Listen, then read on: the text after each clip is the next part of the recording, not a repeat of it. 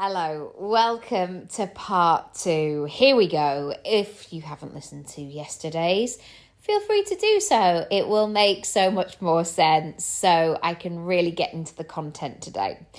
Okay, this has been one of my overriding considerations. And this is not to say I never want to interact with actual people or leave my house or meet people in real life. That is far from the truth. But what I want to build is something global, is something accessible to all kinds of people. And so I've always asked myself, how can I build a business without being in the room? It goes without saying I'm doing the things in the room. But also I knew that formula, and I'm doing bunny ears here, of just book sales calls back to back to back to back all day wouldn't sit well with me. It doesn't sit right with me. And I knew that I didn't want to be on the phone or using the time that I had available to sell to people who maybe didn't need my service or weren't ready for my service or didn't want my service.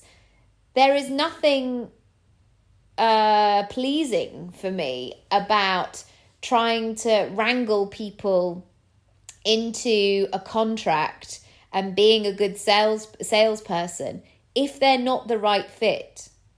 So I now have flipped it around and I spend more time creating content. And so my work, my ethics, my flavor, my way of doing things can be contained and accessible. And then when people book calls with me, that's why more often than not, people will want to work with me. I will want to work with them because there is a synergy, there's a flow, there's a way of being, there's a sense of this feels really good because they're the right people.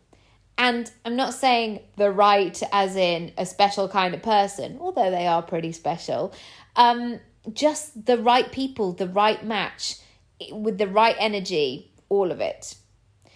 The second thing I've really noticed, or maybe so this is more number 7, because if we're following on from yesterday, to be able to build familiarity.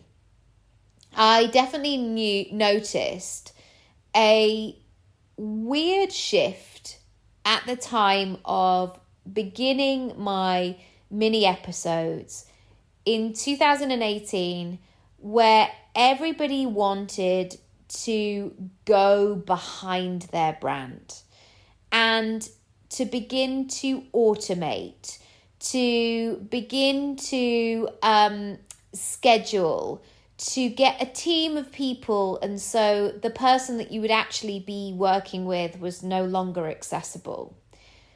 And for me, my name is on the door. And so if there's anything that needs to be dealt with, I need to have a sense of what is going on in my business.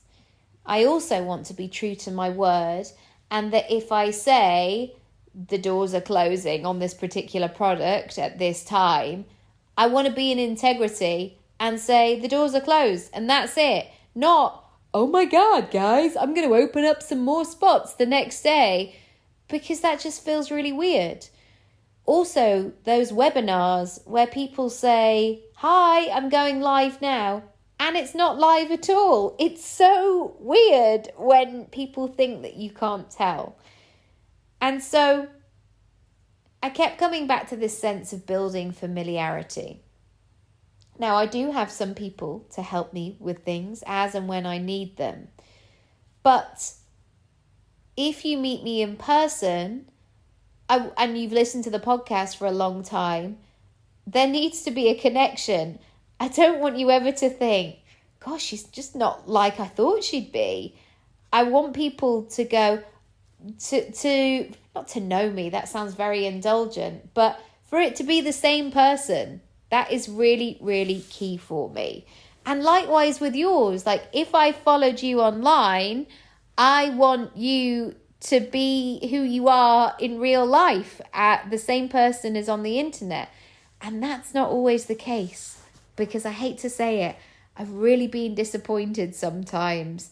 And there was definitely a movement of women supporting women.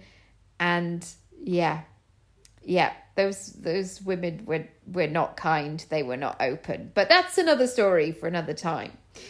The third thing, I wanted to build a body of work.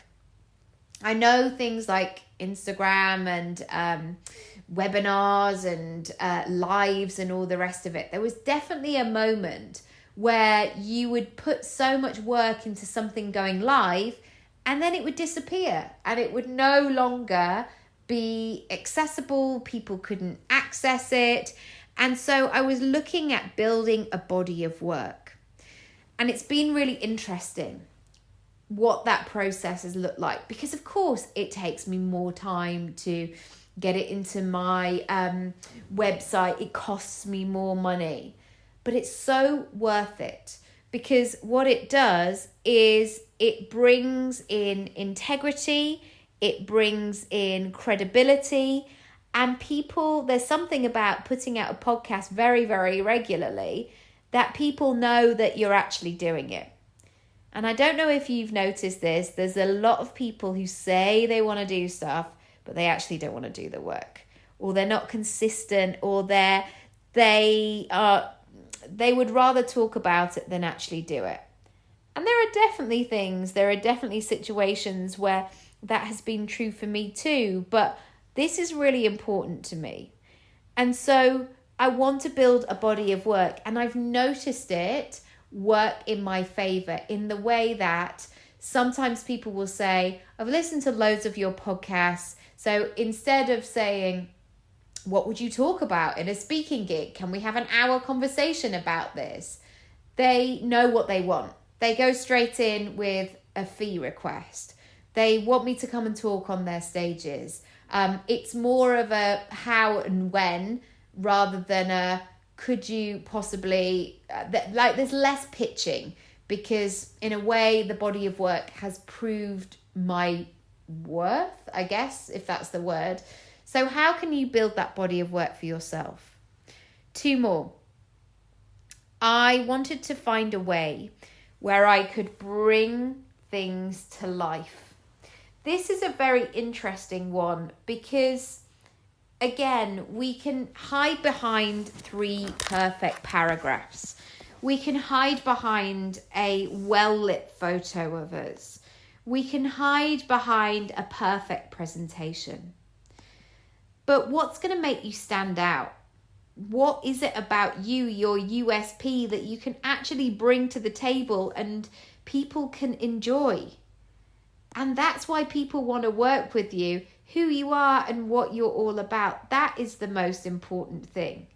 That connection, that sense of who you are and what you're all about. So once again, I ask you, how can you bring more of yourself to the table? How can you make what you're talking about more tangible, more in line with what your audience would really benefit from? What would that look like to you?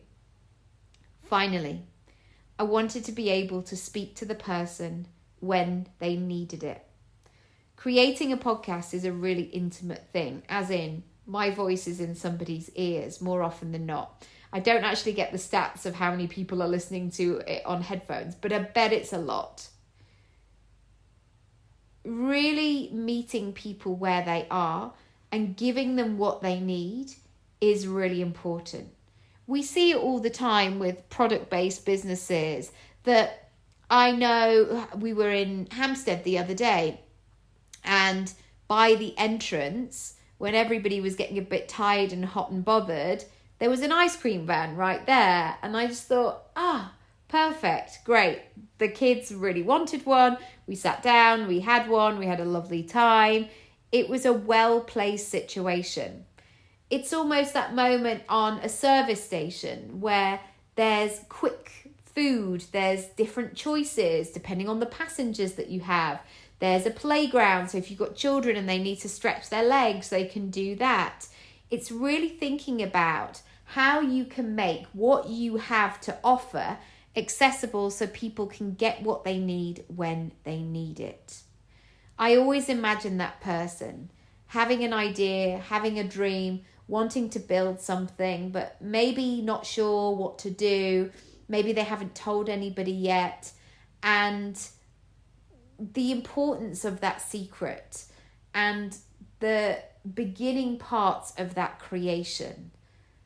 And I always love that feeling of the possibility of being able to be part of somebody's creation at that point. And that's why I do what I do.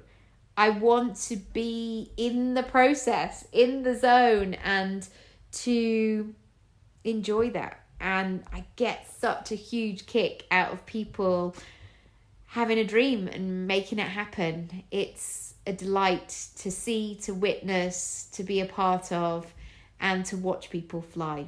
It really, really lights my fire. I hope today has inspired you and you've had some ideas about your content, where you go next. If you would like to find out more, do book in a session with me, nikkiroby.com/sessions. I would love to hear from you and see you in person, because that's what I'm doing these days. I'm meeting people in person. So if I can help, I absolutely will. I'll be back tomorrow, sending lots of love and big thanks as always. All right, see you later. Bye.